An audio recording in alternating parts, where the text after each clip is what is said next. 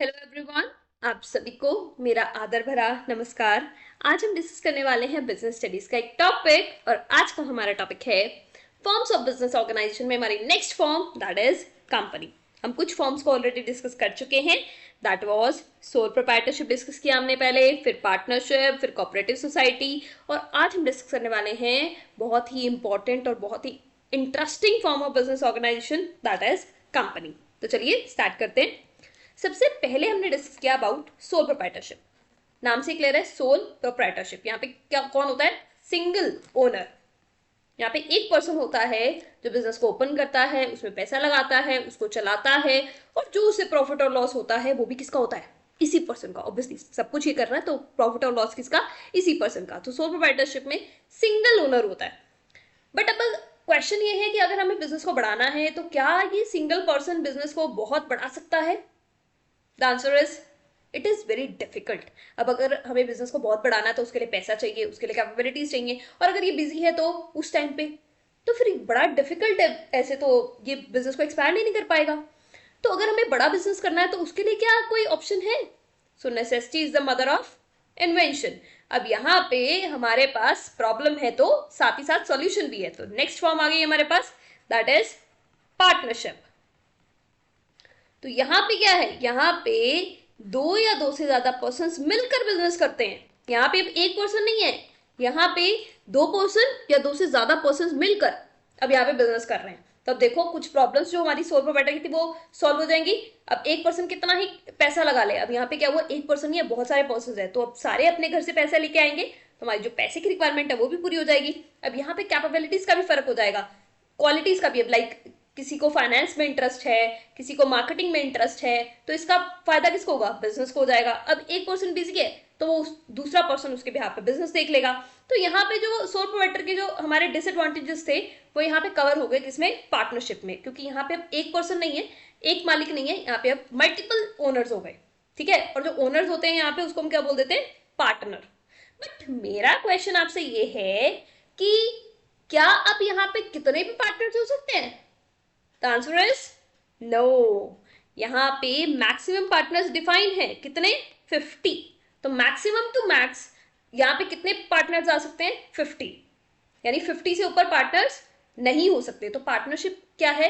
Partnership वो business organisation है जिसमें दो या दो से ज्यादा पर्सन मिलकर बिजनेस करते हैं। और कितने? दो या दो से ज्यादा हमने यहाँ पे डिफाइन नहीं किया, कितने ज्यादा? 50 मैक्सिमम। 50 से ऊपर आपके पार्टनर्स नहीं होने चाहिए। ठीक है, बट क्वेश्चन ये है कि अगर हमें बिजनेस को और बढ़ाना है और पैसा चाहिए और फिर क्या करें? तो कोई बात नहीं, हमारे पास next form of business organization भी है। तो नेक्स्ट हमारे पास कौन सी आती है? कंपनी। तो अगर हमें बिजनेस को और बढ़ाना है तो कौन से फॉर्म ऑफ बिजनेस ऑर्गेनाइजेशन के पास जाएंगे हम? कंपनी के पास। तो यहाँ पे बेसिकली जो आप बिजनेसेस देखते हो बहुत बड़े बड़े, लाइक करोड़ों के बिजनेस, 600 करोड़, 6000 करोड़, 100 करोड़, तो ये सब पॉसिबल किसके थ्रू है? कंपनी के थ्रू। अब देखो, लाइक फॉर एग्जाम्पल हम एक बिजनेस करना है जिसकी रिक्वायरमेंट है 100 करोड़ की।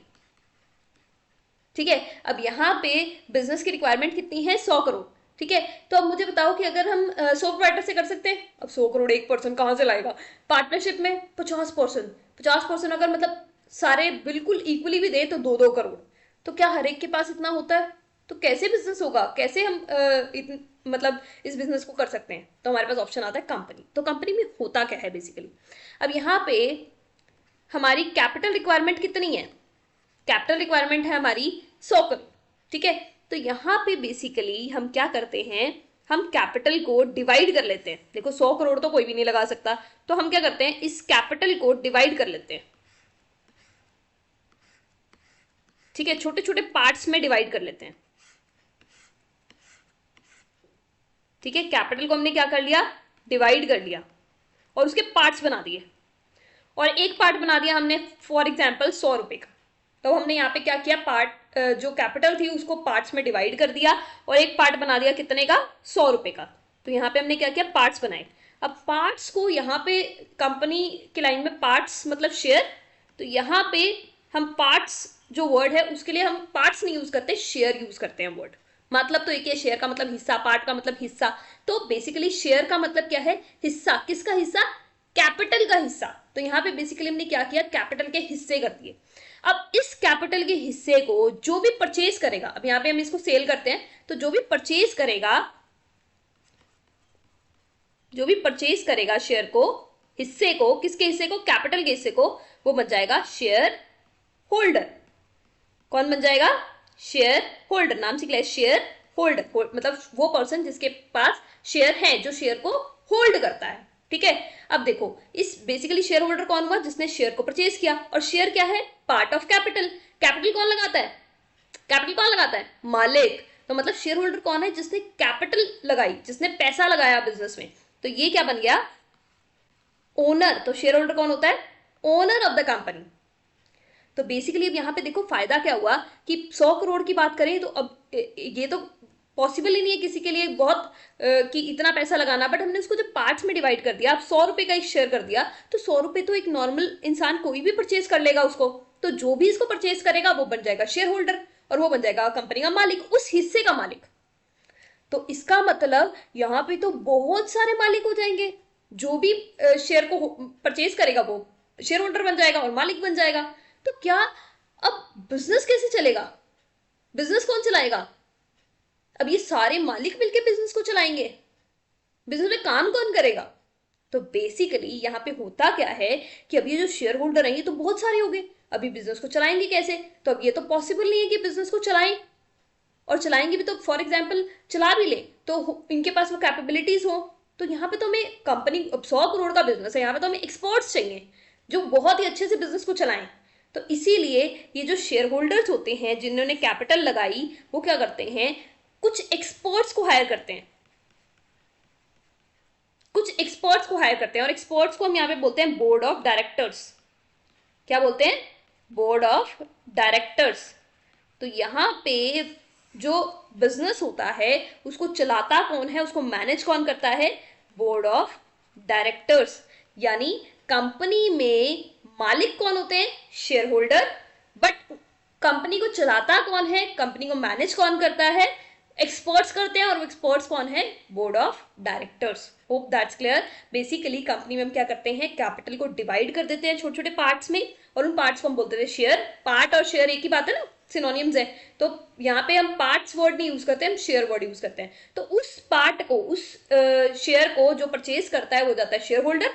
अब परचेज कर लिया तो यानी उसने कैपिटल में पैसा लगा दिया, क्योंकि वो कैपिटल का ही पार्ट था, तो वो बन गया मालिक। पर अब मालिक जो है वो अब बहुत सारे हो गए, तो अब वो बिजनेस को कैसे चलाएंगे, और उनके पास वो एक्सपर्ट नॉलेज भी नहीं है, 100 करोड़ का बिजनेस है। तो यहाँ पे वो एक्सपर्ट्स को हायर करते हैं, जो कि कौन है, बोर्ड ऑफ डायरेक्टर्स। तो कंपनी में मालिक होते हैं शेयर होल्डर्स, और मैनेज कौन करता है, बोर्ड ऑफ डायरेक्टर्स। यहाँ पे यानी मालिक मैनेज नहीं करता, मैनेज कौन कर रहा है, board of directors.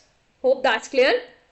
So basically company के बारे में बात करें, so company is an association of person. हमने बात ही कर ली, यहाँ पे बहुत सारे पर्सन है, तो it is an association of person. Association का मतलब क्या होता है, यहाँ पे ग्रुप फॉर्म्ड फॉर, अब किस लिए फॉर्म हुआ, carrying out business activities and has separate legal entity. तो यहाँ पे बेसिकली उसकी क्या होती है, सेपरेट लीगल एंटिटी होती है। अब इसका मतलब हम डिटेल में बाद में समझेंगे, बट एक लाइन में समझ लेते हैं कि इसका लीगल स्टेटस इंडिपेंडेंट है फ्रॉम इट्स मेंबर्स। मतलब मेंबर्स और कंपनी अलग अलग है, वो कैसे अब आगे बात करेंगे। एक क्वेश्चन बहुत इंपॉर्टेंट है कि क्या कंपनी को रजिस्टर कराना कंपलसरी है। जैसे हमने बात की थी सोल प्रोवाइडर की और पार्टनरशिप की, वहां पे रजिस्ट्रेशन इतना इंपॉर्टेंट और इतना कंपलसरी नहीं है, बट क्या कंपनी को रजिस्टर कराना इंपॉर्टेंट है, और क्या बिना रजिस्ट्रेशन के कंपनी फॉर्म हो सकती है। So answer is registration is compulsory. तो यहाँ पे हमें अगर कंपनी फॉर्म करनी है तो हमें इसको रजिस्टर कराना पड़ेगा। नाउ द क्वेश्चन इज, तो यहाँ पे कौन सा एक्ट लगता है, तो यहाँ पे लगता है कंपनीज एक्ट 2013।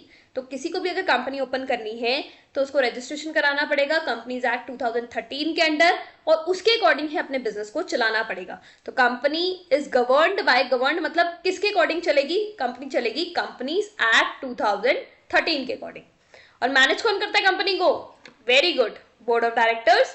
और ओन्ड बाय, मालिक कौन होता है, शेयर होल्डर्स, क्योंकि उसने क्या लिया, शेयर ले लिया। शेयर मतलब पार्ट ऑफ कैपिटल, उसने कैपिटल का एक पार्ट ले लिया और कैपिटल कौन लगाता है, मालिक लगाता है, तो यहाँ पे शेयर होल्डर कौन हो गया, मालिक हो गए। Next is definition of company. Company की डेफिनेशन की बात करें तो मैंने जैसे कि बताया कि यहाँ पे लगता है कंपनीज एक्ट 2013, पहले हमारे पास था कंपनीज एक्ट 1956। इसका मतलब ये नहीं कि 2013 के बाद कोई चेंजेस नहीं आए, बट एक्ट वही है। सो ये क्या कहता है, as per section 2 subsection 20 of companies act 2013, a company means, company का मतलब क्या है, means a company incorporated, incorporated मतलब रजिस्टर्ड अंडर दिस एक्ट और any other previous company law. मतलब कंपनी का मतलब वो कंपनी है जो क्या है, इनकॉर्पोरेटेड है यानी रजिस्टर है, और कहाँ रजिस्टर है, कंपनीज एक्ट 2013 में, कंपनीज एक्ट 2013 में, पहले था ये 1956। Hope that's clear. तो थोड़ा सा आपको कंपनी के बारे में होप समझ में आ गया होगा कि यहाँ पे क्या होता है, बेसिकली ओनर्स कौन होते हैं, शेयर होल्डर्स होते हैं, बट कंपनी को चलाता कौन है, कंपनी को चलाते हैं बोर्ड ऑफ डायरेक्टर्स। और यहाँ पे कौन सा एक्ट एप्लीकेबल होता है, एक्ट एप्लीकेबल होता है कंपनीज एक्ट 2013। अब नेक्स्ट हम डिस्कस करेंगे कंपनी के कुछ फीचर्स, बट वो हम डिस्कस करेंगे नेक्स्ट वीडियो में, और उसमें ही हम बात करेंगे अबाउट लीगल स्टेटस की, कि लीगल स्टेटस कैसा है, उसका अलग है, मेंबर्स का, सेपरेट लीगल एंटिटी का मतलब क्या है। बट थोड़ा सा आपको समझ में आ गया होगा कि कंपनी क्या होती है, और ये जो बड़े बड़े बिजनेसेस हैं वो कंपनी की बदौलत ही पॉसिबल है। Thank you so much for watching, God bless you all.